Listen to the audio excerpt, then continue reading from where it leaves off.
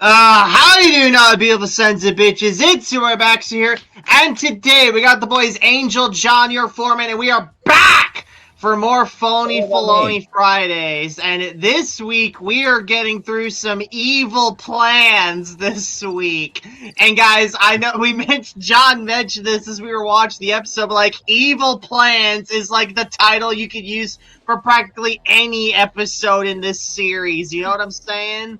Yeah, so they have the generic ass title, and then as New York Florida Man pointed out, they messed up like an extremely basic phrase. I forget what theirs was, but like the actual phrase is like failure to plan is planning to fail, essentially. Yeah, a failure in planning is a plan for failure. Yeah. No, the actual. Yeah. If you fail to plan, you plan to fail. That's the actual saying. But the way they worded it was like, I don't know how the saying goes, so I'm just gonna wing it. I think he just like more wordy. Awesome. Oh God, that's so pretentious. Because it is pretentious. It really, really is pretentious. But anyways, guys, let's just jump right into the episode here, shall we? We open up the episode where Padme is stressing out over arranging a state banquet, the most important one of the season for Senator Aang. Yes, Aang from Avatar: The Last Airbender is in this episode. Despite Anakin's efforts to ease her mind, Senator Aang holds a deciding vote on the Military Oversight Committee, and Padme needs everything to be perfect. Her co-arranger, C-3PO, is helping to manage the details with the waiter droid sent to serve the party, and realizes that R2-D2 had forgotten the Jogan fruit 3PO asked him to get for garnishing the dessert Jogan fruit cake, which is Aang's favorite. Padme asks Anakin to handle it, who sends their two droids together so they won't get lost or distracted, with 40 credits to buy the 4 Jogan fruit needed. So, guys, thoughts on this episode right here? Or on the opening here? Lame. It doesn't sound like a Star Wars episode. Yeah.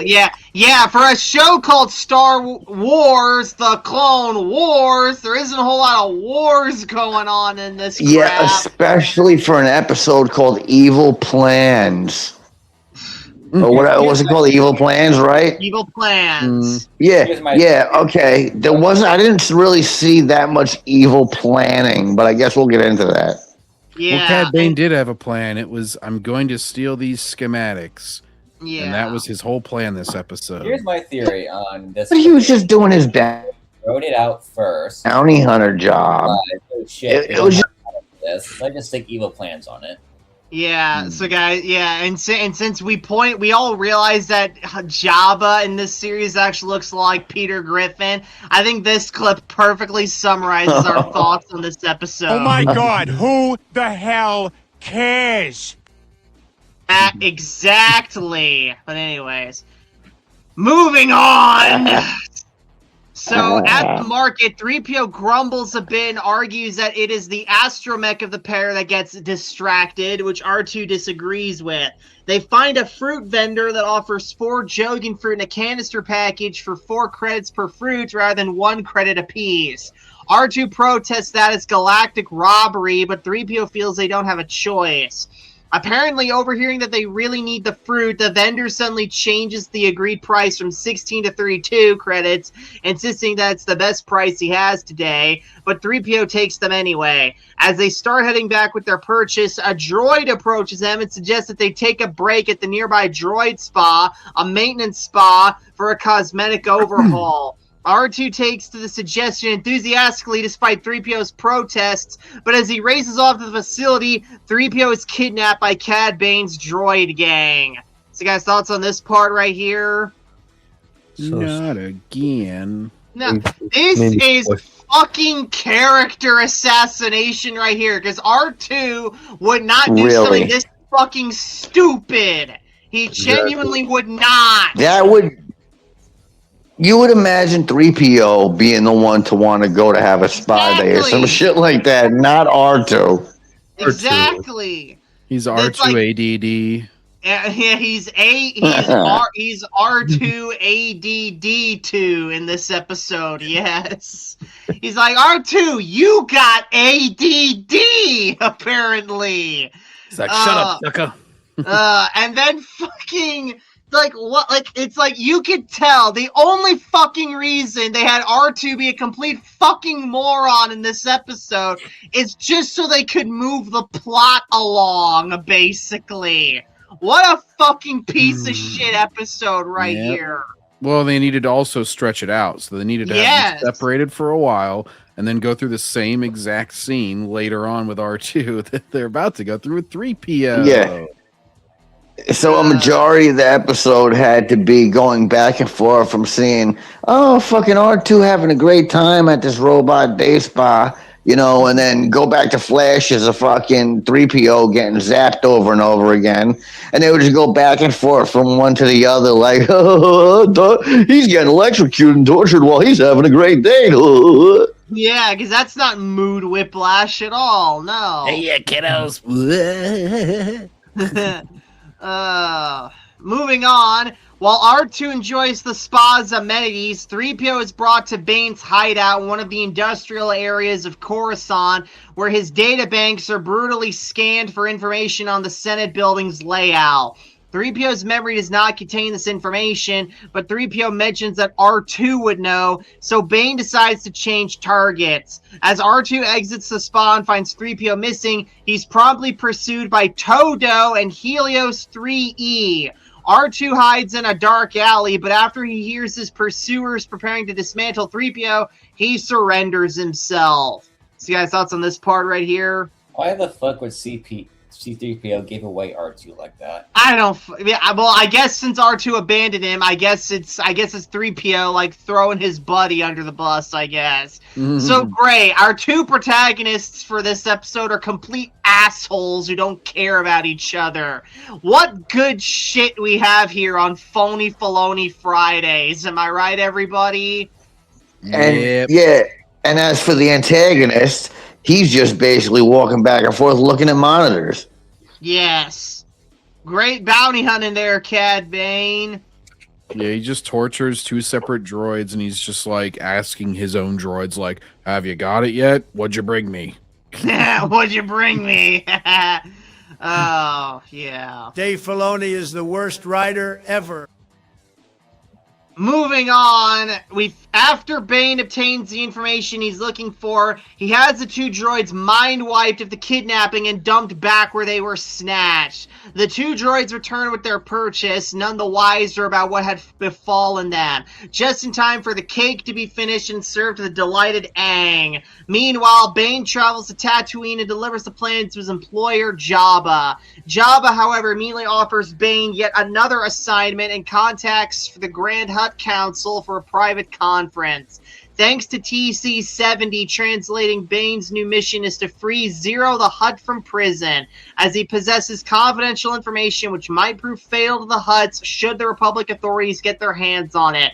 Bane readily accepts the job to do the job, which leads into the hostage crisis crap or whatever the fuck.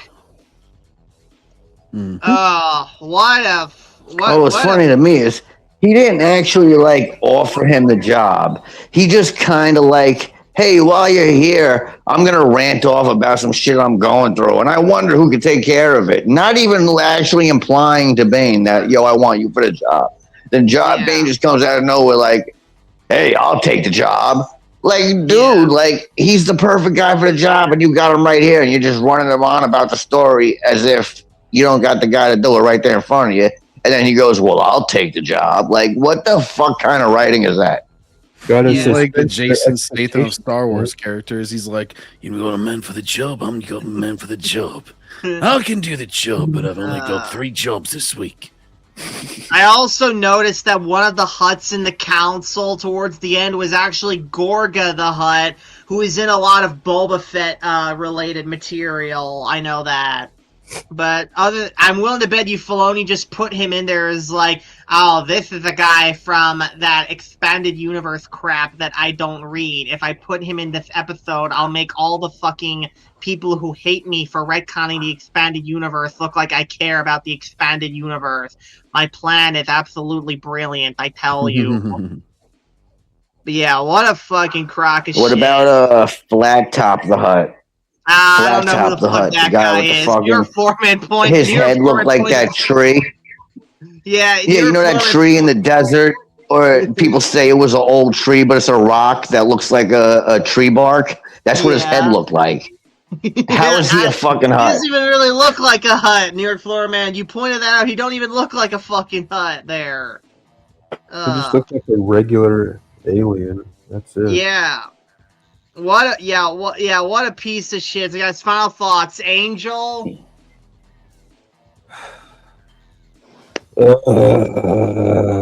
It's filler. John? Yeah, I mean, pretty much. It's just extended. It's like the Saw film of Star Wars. It's just torture porn the whole time. It's like the droid version of that. It's just like, hey, let's watch C-3PO get shocked for half the episode and Cad Bane stare at monitors. Now let's watch R2 get shocked for the other half of the episode and stare at monitors. Then we throw them on the street at the end. It's literally like they discard them at the end. Like, all right, cool. Anyways, You're fun, man. Now, my favorite part of the episode was when R2 had post nut clarity after that, getting that tug and rub, and then rub and tug. Yeah, he got out of there. He had that post nut clarity. He was like, "Oh shit, something's up.